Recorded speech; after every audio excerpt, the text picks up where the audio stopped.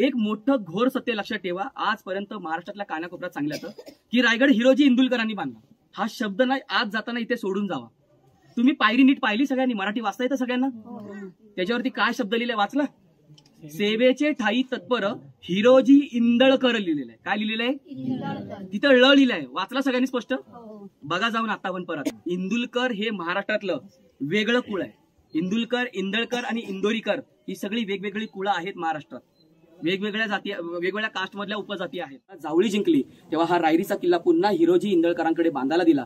14 वर्ष याचं बांधकाम चाललं. किती वर्ष? 14 वर्ष. 12,600 होन दिले होते. तुम्हाला त्या पूर्वीच्या काळी एक पैसा होता महाराजांच्या काळामध्ये, जे स्वतः महाराजांनी घडवले होते रायगडावर.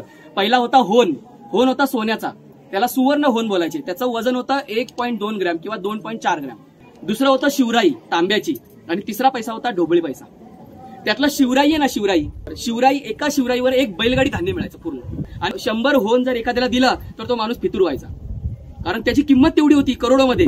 मग 100 होन जर तुम्हाला एखाद्याने दिले तर तुम्ही काही माहिती सांगायला तयार, असं पूर्वी होतं. मग ते पैसे या गडावरती वापरले. असे 12,600 होन रायगड उभारायला दिले. म्हणजे करोडोची किंमत होती त्याला. त्या 12,600ची किंमत करोडोत होती.